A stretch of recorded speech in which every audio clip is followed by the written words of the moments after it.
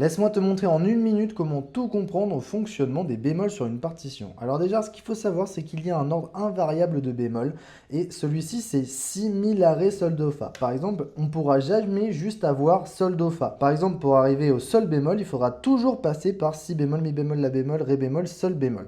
Alors une fois qu'on a retenu cet ordre invariable de bémol, à quoi ça va nous servir? Ça va nous permettre de déterminer la tonalité d'un morceau, donc la gamme autour de laquelle va être construit le morceau. Alors imaginons que dans une partition, on a si bémol, mi bémol, la bémol. Eh bien, il y a une technique pour déterminer la gamme, c'est tout simplement de prendre l'avant-dernier bémol de l'ordre. Là, en l'occurrence, l'avant-dernier, c'est le mi bémol.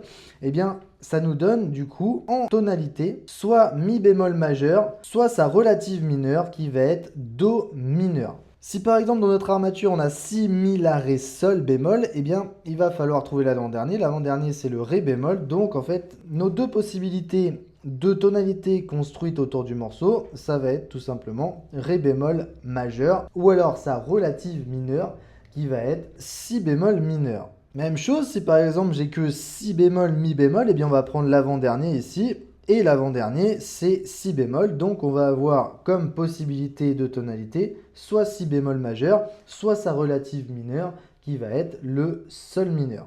Attention, par contre, il y a une seule exception, c'est si on a un seul bémol à la clé. Alors comment ça se passe? Vu qu'évidemment on n'a pas d'avant-dernier pour déterminer quelle est la gamme? Eh bien, la gamme, il faut le savoir que l'exception, ça va nous donner soit Fa majeur comme tonalité majeure, soit un Ré mineur.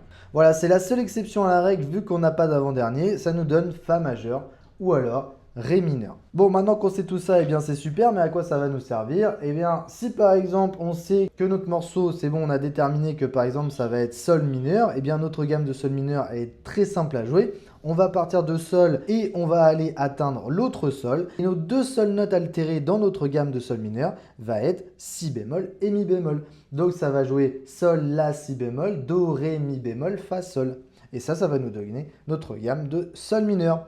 Et c'est à partir de cette gamme qu'est construit notre morceau. Et bien évidemment, connaître ces gammes, c'est la base pour bien progresser. Voilà, si vous voulez en apprendre plus sur la musique, abonnez-vous!